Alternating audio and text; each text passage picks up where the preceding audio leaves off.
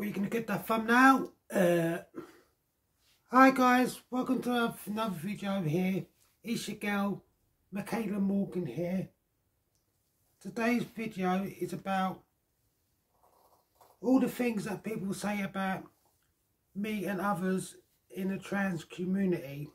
And people like me, a trans girl, trans woman, we get so much hate from trans exclusionary separatists and just transphobes in general. The first thing is they do complain about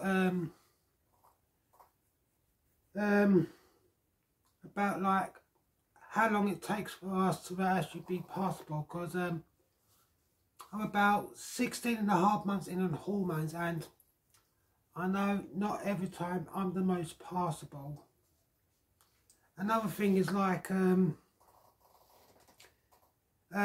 thing about bathrooms. Now, I'm presented as female for over 3 years. I mean, I've been started presenting as feminine in May of 2018. I'm like a month since I came out as trans. And the 25th September that same year, I actually went through depot, and I actually do present feminine full time every day. But we still have a bit of a problem about using the women's bathroom, which under the 2010 Equality Act we are allowed to use. And a lot of it just misinformation that we want to go in there and we just want to attack women. Now, we only want to stop in there MP, and we do get a lot of attention, unwanted attention from guys, either because I literally had 2 in town trying to put their hand up my skirt, and I've had funny looks from guys. I've actually been pushed against the walls, I've been misgendered, and it's strange that trans guys get nowhere near as much hate, but me and other trans women, we do, and it's really unfair. Tomorrow I'll be picking up a new prescription, which I'll be talking about more in depth in my next video. I just still can't believe though all the hate that that trans women get in compared to trans guys. So they get it a lot more easier, and they keep having to go at trans kids when they say that they're too young, which I know quite a few who, because I've been waiting for GIDS, that's the Child Gender Services, that's actually too old, and I had to go to the back of the queue for the adults. And on the 17th of July, it'll be 3 years I waited just for one appointment, and I've done everything I'm expected to do. I mean, I'm currently going pro for my hormones. The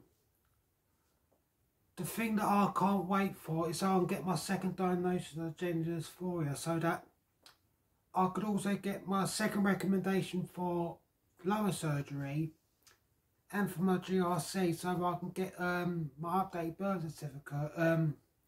What it is like a new birth certificate entirely. It's in my name now, and also get that gender marker changed. And thankfully it's been online, but Liz Truss, who's the Equalities and Women's Minister, she really hates me and other trans women so much. And when I was going through the reform of the Gender Recognition Act, it was hijacked by when the whole super straight thing was going on. And I've actually had to leave a couple of trans groups because for some reason they allowed cross-dressers and cis to join, and one of them, called for transbians, because I'm a trans woman and I only go out with girls, hence I am a transbian. I got booted out the group for complaining. Now, sissies and cross-dressers, they're not trans. They're just cis guys who, you just got a fetish for women's clothes. It's only like on a Friday or Saturday night, and the rest of the time they present as masculine. Then cross-dressers, no way do they belong in the LGBT community because they're cisgender. And they're not actually transitioning or anything, and that really does annoy me. The UK in the whole is pretty transphobic, because I've actually been the victim of many transphobic hate crimes, and I do report to the police, but the police do nothing about it. I mean, I've been assaulted by my dad. He hit me 4 times. He's tried to force me to go back to my dead name. And then he's like, when I actually went through Depot September 3 years ago, my dad was like, you had to ask for my permission and that. I didn't think you had to go through Depot, which I had to, because my dead name, which I'm not going to say, is not feminine. And I thought long and hard since I was 6 about who I truly am. And I was that close to picking Lauren.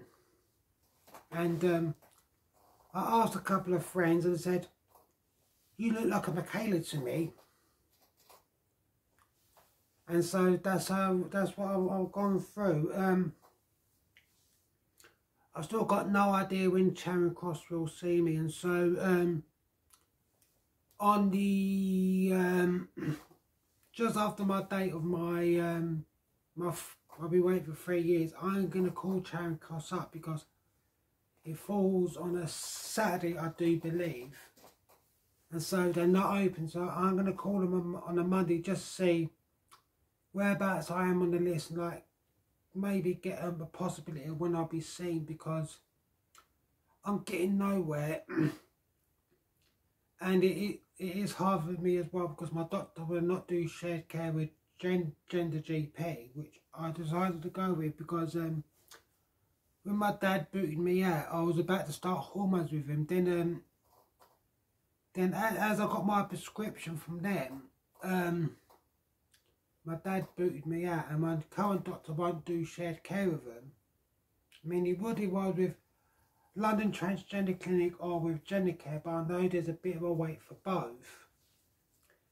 And it is really, really unfair how Dr. Webley and her team have been dragged through the mud, even though they do follow the double path documentation, which is actually a standard of care.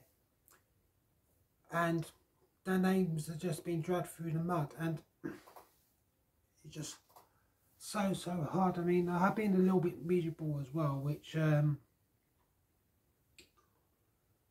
don't know. I mean,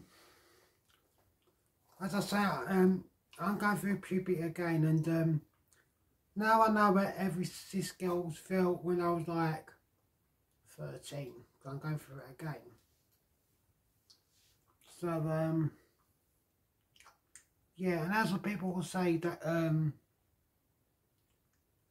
we go through this too young, coming out was the hardest step ever, and perhaps the hardest thing is unlearning guy things, which I've changed so much in the past 3 and a bit years since I started my transition, and as you can see, I'm looking more feminine. So yeah, if you like this video, be sure to give me a thumbs up, leave a comment down below, and do subscribe in the future for more videos. So anyway guys, Miss Michaela Morgan of the Michaela Show. Much love to you, wherever you may be in the world. I'll see you very soon, everyone. Bye.